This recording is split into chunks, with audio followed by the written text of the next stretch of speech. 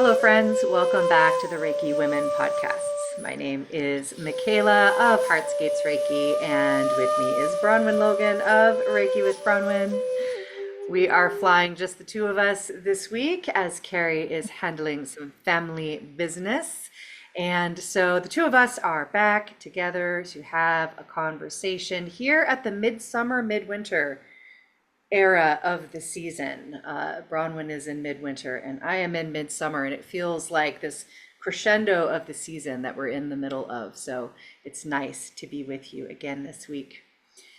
And I don't know, perhaps because of this crescendo in the season, what feels up for us to talk about is a particular experience that perhaps you, dear listener, have had in your life. Moments when, things are going along more or less normal, kind of how they always have, but you suddenly become aware that something is off with you. Perhaps something all of a sudden feels a little bit down, or you feel like you're in a bad mood for no particular reason, or maybe you have a sudden realization that something is actually feels quite bad or quite challenging inside. Not necessarily because anything is happening in the world or any major thing you're dealing with, but you just become aware that there's something going on with you that you probably should address. And this feels a little bit different than some things that we've talked about before, where we are talking about moments when things come in from the outside that are really challenging and we have to navigate them, and how we draw on our Reiki practice to be in those moments of change and shifting. This is more subtle. This is a change that happens inside, perhaps without you even being aware of it.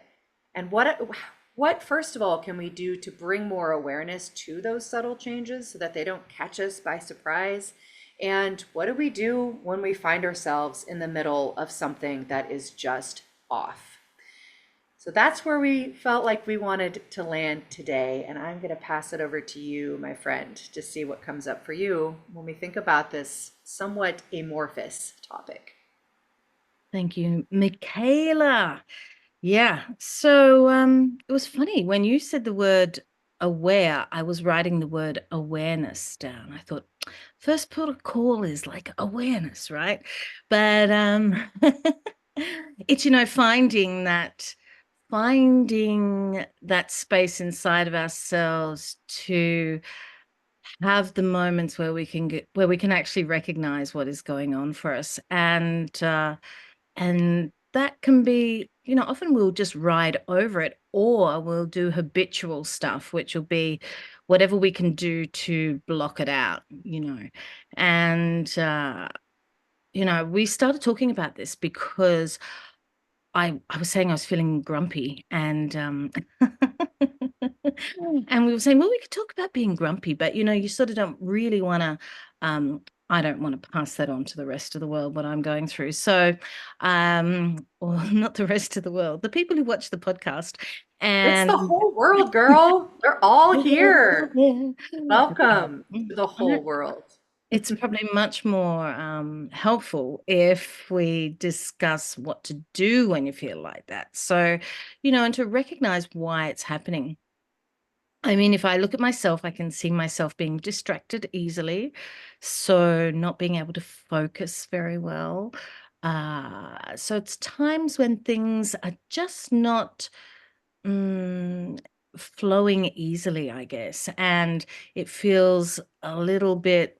mm, you really have to be I have to be anyway, I have to be very strict with myself and really pull myself into line and get myself to actually uh, pay attention to what's going on and see why that might be happening and what I can do about it. So that would be where I generally start. And looking at what's going on, I was saying I think being tired, overworked, but you're allowing, these are things we allow to happen to ourselves. So why would we do that to ourselves? So thinking about those sorts of things, uh, I think definitely contemplation is a really helpful practice, something that I enjoy doing. And sitting with something, we can sit with the Reiki precepts or a precept, for example. We could sit with a poem, one of the Japanese waka, finding something that's going to help you get a little more insight into your situation and helps you to actually slow down and tap into yourself a little bit. Yeah. And Michaela's got her mum here, so you might be wondering why her lips are moving in weird things and nothing's coming out. And hi, Mum. And so yeah, so just really feeling into what is going on and recognizing that. I mean, we can use those words like triggers and that sort of thing. And I think sometimes that becomes a little cliche and but it is actually looking into our habits. So where that's come from, when I felt like that before, what was going wrong, and also knowing in myself the very, very, very first precept for today only, that it really is just a passing moment and there's no need to actually be too attached to it because it is something that is going to move on and I'll be in a new moment very soon. Yes. And so sitting back into that, um, yeah, I don't know. You can tell I'm a little distracted. See? Very focus. And yeah, I'm not sure. Why don't you say something, Michaela, and I'm sure I'll think of something else to talk about. Undoubtedly. Yeah, there's a couple of things that I love that you brought forward there. Firstly, that practice of, really learning what our internal language is, right? So you talked about when I start to feel distracted, when it's hard to focus, right? These are cues that, probably happen when we're in one of these spaces where there's something, kind of going on that we're not super aware of. And so there are these cues in our body, in our mind, and in our feelings that will tend to happen to us when we're in that kind of space, and we can learn to read them and we can learn to respond to them perhaps earlier on once we know that they're there. And then once we notice it, right, how do we go about that discernment process of like learning, well, what is actually going on? Because again, these are moments in this particular conversation that we're talking about that are there's nothing necessarily dramatic going on outside of ourselves to kind of cue us in to what is going on, right? So there's a little bit of an inquiry. And so, coming to your suggestion of contemplation practice, I think is really such a powerful place to land because we have within the system of Reiki and within many other systems, these structures for letting us get still and come back into our center and open up that space of curious exploration and to use the precepts or poetry or the mantras or anything from the roots of Reiki. Sometimes I'll use some of the mantras that come through Buddhism to help to guide to do two things that might seem like they're the opposite, but they actually are an integrated whole. Firstly, to guide and focus our attention, right? So those precepts just for today, focusing our attention on this moment. I anger not, focusing our attention on letting go of anger. At the same time, allowing that contemplative space to open up our imagination. And like with that North Star of whatever it is that we're contemplating, let ourselves kind of move through what we're experiencing towards that North Star in a way that lets our imagination kind of work and lets our intuition work and kind of bring things to the surface that aren't necessarily easy to focus on and to think about, when we're just going about our day. And this is the sort of thing that can happen all the time, right? Like it's something I think that's probably fairly common for, many of us to hit these moments in our life where there's just something that's off. And if we practice, these techniques and we start with awareness, as you said, that it's important to notice, when we're in these off places and to respond with presence and centering practices, then it's going to serve us better in those moments when there's actually something really deep that is off. And I'm in a place of one of those deep off places kind of coming to the surface. And just kind of thinking about how to be concise about it, there's just been a series of really intense emotional things that I've gone through the past few months. some funerals and some other changes, and just like things that kind of like put an emotional intensity into my life, even while still kind of working through the day to day. And in being, with those things, I became aware of, some places of patterning that where I felt this sense of being off. And frankly, specifically, it was in the realm of kind of searching for a partner, like being in like my romantic life, which has been in a very kind of still and kind of stuck place for a long time. And I think that one of those patterns that we talk about that you just mentioned, for me at least, is a pattern of trying the same thing over and over again. And, there's Mm. that phrase that like insanity can be defined as trying the same thing over and over and expecting different results. Like I was literally in that pattern of insanity around trying, a particular strategy for like connecting with someone potentially, as a partner. And I was very laser focused on a particular goal. And it just kept not working, like Yeah. over and over and over again. And, um, getting to this place of that becoming normal. Like I found, I think the thing Yeah. that I became aware of is like I've normalized aloneness, and I've normalized like this is an area of my life that just isn't working. This is an area of my life that's not going to work. And that had just become like this belief in my mind that like this is, I guess I'm just going to be alone, like was kind of the narrative. Yeah. Not even particularly aware of that, right? Just trying the same thing and having it fail, trying the same thing, having it fail.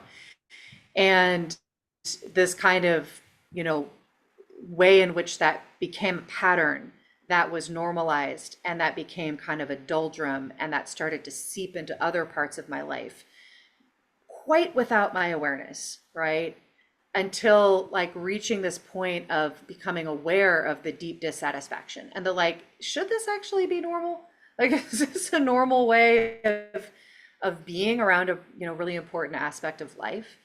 And it can be really painful to have those moments of realization, right? Like maybe you've had those moments where you suddenly become aware that you've been accepting something that, or normalizing something that shouldn't really be acceptable.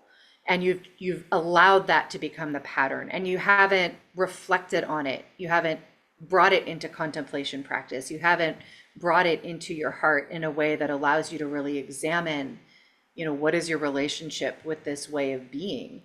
And you normalized it to the point where it feels like, I guess I'm just going to have this hurt place inside of me. And it can be really painful to become aware of that, right? This like, wow, I've been in a pattern of kind of harming myself with my thoughts, right? With the way that I'm thinking about myself. And, again, not because there's some major thing happening from the outside. There's nothing dramatic that's happened that's like caused this change or this shattering revelation.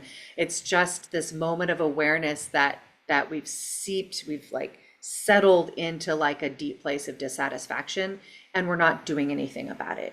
And we're not bringing it to our practice. And that's, really what I realized was that like as much as I have my regular practice and literally teach people these practices and teach people about getting into those subconscious beliefs that are kind of running the show for them, that, as much as I do my best to practice what I teach, there are still places, and there'll probably always be places because we're not perfect, where I'm not practicing it, Yeah. right? And I'm telling you, it was a painful thing to realize, like in this really important part of my life that I've been trying really hard. I've been in this pattern of like doing the same thing over and over again and it not working, and then just accepting failure. And it hurts to see that, right? And it's humbling, and it's a little embarrassing to say it publicly in this space. Like I was not practicing what I teach. I wasn't taking a pause, becoming aware of this pattern, bringing it to my practice, bringing it to contemplation, and saying like, what is actually going on here? Like, what is it that's actually causing me to keep behaving this way in a way that feels like self-sabotage?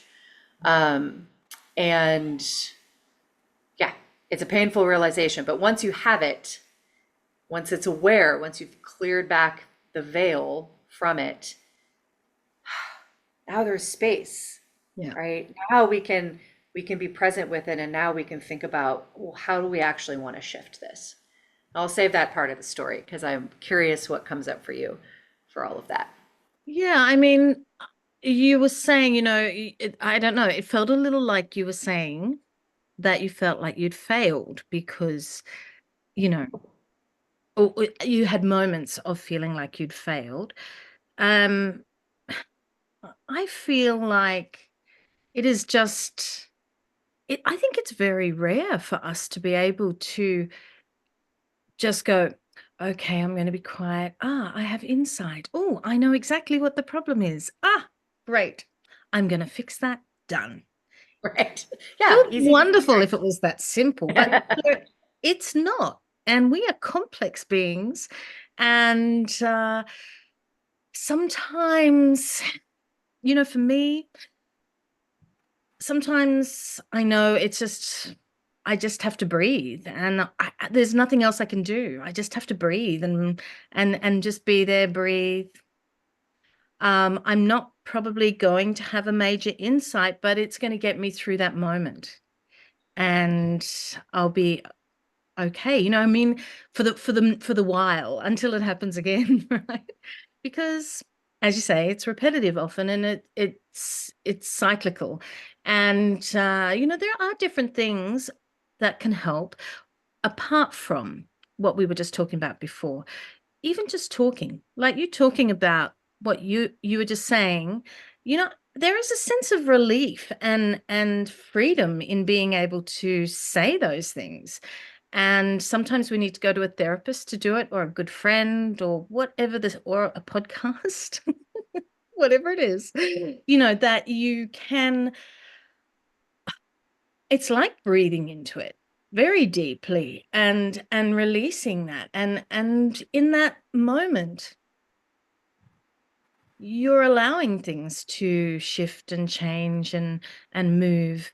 So it's pretty wonderful, really, that you can do that. Yeah. Um, yeah, but for me, I think breathing's a really important thing because I always bring it back to, in my mind, it's like the simplification of all Reiki practices, I guess. And it's also the integration of the body, the mind, and the breath. Because when we breathe, we are using the physical body. Hello, pussycat. We're using the physical body. We are using our minds to direct what is going on, and we're allowing the breath to bring that all together. So we're really just simply in breath, we are allowing that harmonizing to happen for ourselves. And isn't that what we're looking for? That balance. So it's like having three different notes on some musical instrument that we get them to move into, tune with one another, and we start to feel a little better when they start to hum and vibrate together in a way that may be unique for that moment. And it may come around again, but for that moment, we're starting to move back into that sense of not feeling off. Mm. Yeah, I mean, doesn't it always come back to breath, right? Because that's, I mean, firstly, it's our lifeline, and it literally makes more space inside of our body, and it literally draws our focus downward and into that space of grounding, and yeah, is pretty much always where we need to start, um, and putting just some It is, space isn't it? around whatever it is. Yeah.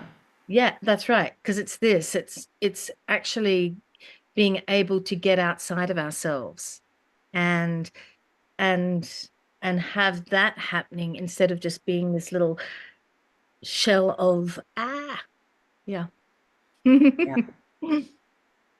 Yeah, and and then from there, if we kind of apply, the three diamonds map to this, and thinking about this recent experience, what I realized was that, like, in that process of normalizing, kind of a cycle of failure, and then just kind of accepting that that's just the way that it's going to be, you know, that's a very heart closing experience, right? There's a protectiveness that happens when we kind of cycle through an uncomfortable or painful experience over and over again, and for whatever reason we haven't acknowledged that we need to shift that pattern, you know, which is kind of where I was at. Like I was in a pattern, it felt like it was like, well, this is the only thing I can do, and because it really was the wrong pattern for me to be in that stage of life, there was this kind of slow process of shutting down in my heart. And one of the most painful things to realize was that, like I said, it was touching other parts of my life. I was, for example, I had stopped like smiling at people on the street. You know, like you pass by a stranger, you make eye contact, you smile, you say hi, you know, like that had been normal for me. And I realized that that was shutting down. I wasn't doing that. I was looking down more when I was like walking around outside. It's making less like conversation with people at the check stand, you know, at the store. Like there was this shutting down of connection that was happening in areas of my life that had nothing to do with partnership or relationship, right? But just basic human connection. But it was bleeding into those places because it had just, the story had normalized inside of me. And so, you know, that became a pattern then. And it was really that I started noticing, like, what is that about, that I'm not, you know, in this place of connecting anymore? Like, what is it that's like closed off here? And I think that combined with, you know, this might sound odd, but what I'll call in this moment at least the medicinal power of grief, where it was like these three like infusions of grief that came through back to back within a couple of weeks of each other, that, you know, I very actively chose not to close off from. Like I was that was the external like big thing that came in that I was very aware I needed to like tend Mm. around, because, you know, it's natural to start to shut down around grief. And so I knew that I needed to stay open around those experiences. And I know very much that, you know, on the inside of grief, the tender center of grief is love and connection, right? Like that's why we're grieving, because we loved something and it got lost. And so I didn't want to lose that. And so it was this like cycles of, you know, big grief, use my practice to put space around it, get to that core of love and connection on the inside, stay connected, stay present, talk to people, you know, be in connection with other people around who are sharing the experience. And like, I think through that process, it was like, oh, there's that place in my heart that's closed off. Why is that closed off like that? Right? So that awareness and curiosity at discovering something that had become normalized, and, you know, became this like pathway for investigation, for contemplation about it. And like one after another, these realizations of like, oh, I've been like harming myself with this thought process and I didn't even know it. And so then what do you do about that, right? You know, first and foremost, as we've already said, right, in the moment, be in practice, be in the breath, be in the contemplation, be with what we know to significantly impact our physiology when we're feeling, you know, bound up in some kind of way. And so I started, you know, implementing like heart opening practices, right? Because that really did seem to be the major symptom of this. Like the behavior of like, how do I shift this pattern, like had to come later. But it's like, how can I open that back up? And so simple things like when I'm walking around, like make eye contact and smile at people, like make it out a conscious effort again, because it used to be just normal, and now I'm not doing it. So now I have to make a conscious effort. It has to become a practice. So connecting practices, courage practices, right? You know, reaching out to people that feels a little, you know, tender to do, including in my business, right? Like there's been, because this has touched my business, like feeling hesitant to like reach out to people around possible collaborations, for example. You know, oh, that's I need to stay closed off to that connection, right? So, you know, again, courage practices. Okay, well, send that email, follow up about that possibility, which doesn't seem like a big deal. That's the most basic thing in the world. You have a business, you've talked to somebody about possibly collaborating on something, you follow up with them. Like completely normal business practice. But again, back to those cues. What are the cues that something is off? When something like that, that's a perfectly normal thing to do, feels really hard, like it's a courage practice to send an email to somebody to follow up on a conversation that you had. Like, okay, that's off. Like something is off there. So courage practices, connection practices, compassion practices, right? All the territory of the heart. Because that's what this territory is about: courageous, compassionate connection. So just over the past few weeks, I've been like intentionally engaging in those three conditions of the heart. And let me tell you, it's been fascinating internal social experiment, and has come a long way in shifting that pattern and that series of beliefs. And what I'm like, just reflecting back on that now, it's like sometimes the tiniest little thing. I'm feeling dissatisfied. I'm feeling grumpy. I'm feeling out of touch with something. I'm feeling off in some way. If we really do take that time to pause and bring awareness to it and bring it into our practice, we might find something quite a bit more expansive than we even knew was there. We might not. It might be something very simple to shift in the moment. It might be just about that moment, but it might be something that's actually been there for a while and we haven't noticed. And I think that's kind of where I really feel the value in sharing this, because I didn't know that it was something so pervasive in my life that was touching so many things. It just felt like I'm just off. Well, why don't we have a little poem? Why don't we do a little poem? Oh, A little bit of please. I contemplation. love it when you bring poems. So I've got a little poem here by the Empress Shoken, so the Meiji Emperor's wife from the early 1900s. These poems were used in the system of Reiki for contemplation, for greater insight into ourselves. So I particularly like her poems, and here's a little one that we could do that might give us also a little insight into ourselves and what's going on for us. Yeah. All right. So if you just want to get yourself comfy, taking a few lovely deep breaths down into your belly, relaxing the body, but keeping it upright and open.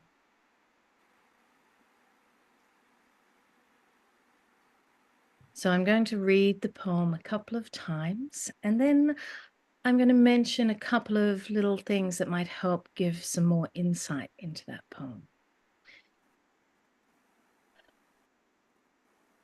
So breathing down into the belly, feeling grounded, allowing the mind to sit at the hara, so let it sink down with the breath.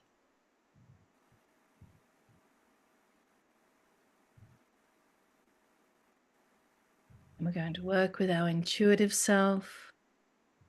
We're going to think from the gut.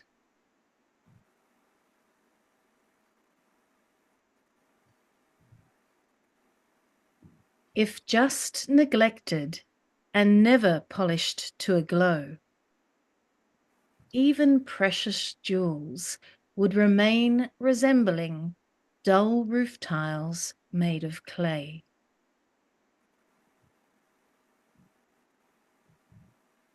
If just neglected and never polished to a glow, even precious jewels would remain resembling dull roof tiles made of clay.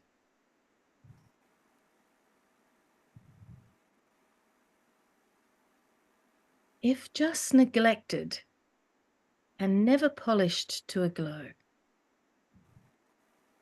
even precious jewels would remain resembling dull roof tiles made of clay.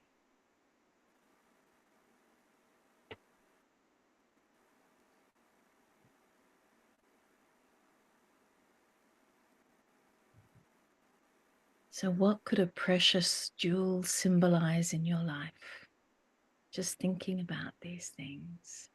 as we sit here in contemplation? What are some of your precious jewels? Are they your qualities, relationships? Something that might need more attention or nurturing?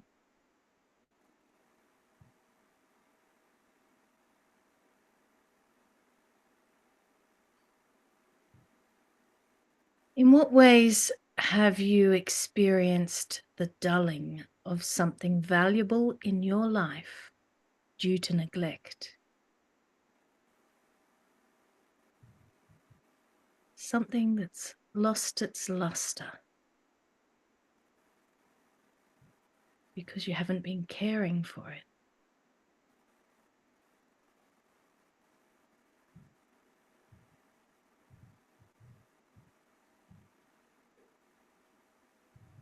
What strategies can you use to polish and rejuvenate these aspects?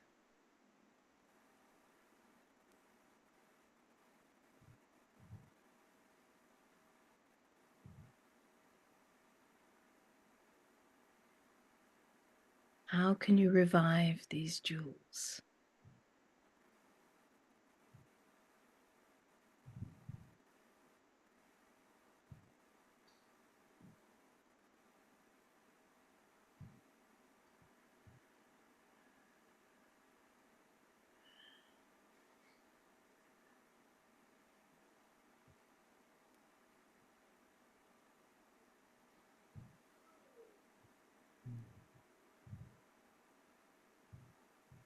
If just neglected and never polished to a glow, even precious jewels would remain resembling dull roof tiles made of clay.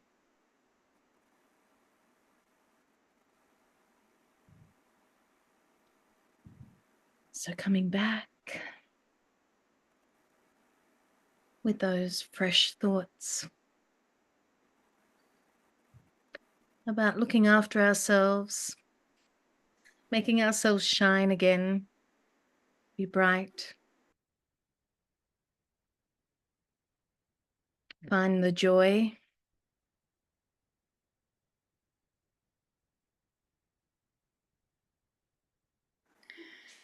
I think you chose the exact perfect poem, Bronwen. Yeah. Things just fall into place, don't They do, they do. they? It's the harmony. Harmony, yeah. Harmony that can come from a little bit of friction, yeah, a little bit of tension, a little bit of grumpiness. Yeah, a lot to work with and that came through. One of the questions that came to me and listeners, we'd love to know what came forward for you in that contemplation practice. I love it when we drop a little practice into these podcasts. I hope you enjoyed that as well. We'd love to know what came forward for you. One of the things that was really kind of working on my contemplation, mechanisms is the fact that the precious jewel is what it is. Like whether or not it's polished, it is precious. It is itself, right? But our perception of it and our relationship to it and our awareness of it and our ability to see it, our ability to perceive it, is what is impacted by the polishing. And so, there's this way in which these precious parts of ourself and these precious aspects of our life, they might just be what they are. They might not. They themselves don't need to be something different, but it's our perception of it and our ability to see it that might be off. That might be that is that polishing. It's one way that I was thinking about what came through for that. Yeah. That definitely felt true for my example. Yeah. So it's all in there, just Yeah. waiting to be seen. Yeah. Waiting to be polished and made beautiful. I love it. What comes up for you when you sit with that poem? For me, I was busy doing the contemplation, not so much. That's the Right? The issue, dual right? That's role. the issue. It's called self-care. Yeah. So there we go. I was just saying before that I was feeling tired and a bit burnt out. And it is that, isn't it? It's the not being open to the reciprocal. Yeah, Yes. I think. Yeah. Yeah, and it's like to come back to just for today, I'm compassionate for myself because it's such a normal adaptation of our species and a brilliant adaptation of our species that we shut down when things have become taxing or too Mm, much, or overwhelming or painful. And we still have to keep getting through the day. We still have to keep getting things done. We still have to keep putting food on the table and, chopping wood and carrying water. But there's this, this painful place, and it's this incredible adaptation to be able to kind of put it aside and shift our awareness away from it so we can keep carrying on, right? But at a certain point, like, we don't have to do that. We get to make space for, bringing polish to those things and noticing where we are accepting dissatisfaction as opposed to, going through the discomfort of it and coming to a different place. And that can take courage, and it can take a lot of tenderness with ourselves, and it can take a lot of dissatisfaction and discomfort.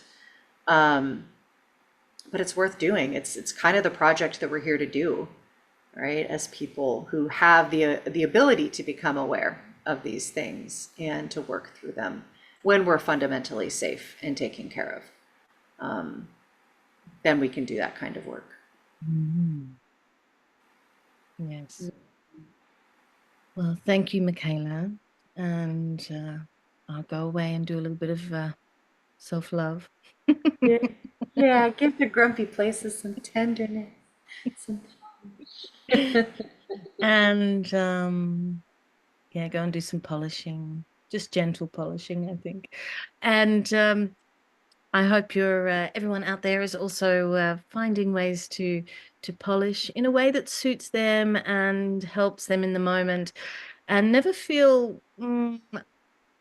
I think this thing, we talk about practice all the time, and I think that sometimes that can feel like an overwhelm as well. And to really step back from that and see what you need in the moment rather than what someone else's expectations of you might be. And as I was saying earlier, even just a breath can be totally renewing and changing. So, I'm glad you said that, because I think that we do endeavor in these conversations to highlight the simplicity of these practices. And it can still feel daunting, as you say, to like, I gotta practice, right? But really bringing it back to just the truth that it is so very simple. It is truly giving ourselves a moment for a breath. That's where it begins, and then following that moment wherever it needs to go. And that ultimately, really what it's about is just loving ourselves a little bit, whatever we need in that particular moment. So I'm glad that you said that. mm, So friends, I hope that there's something, kind of that's struck you in this conversation. Perhaps you've recognized some of these moments in life where there's this sense of being off, this sense of dissatisfaction, and perhaps bringing a little bit more awareness to those moments, a little bit of responsiveness, a little bit of engagement, a little bit of polishing. Might be something that you can bring into your practice. We'd love to hear about that. We'd love to hear your experiences and how your journey with your practice has brought some polish into your life. Please do share that with us down below in the comments. And as you go throughout your day, may you be deeply provisioned for whatever polishing you need to do today. Thank you so much for joining us. We love you so much, and we will be back with you next week. bye. Bye.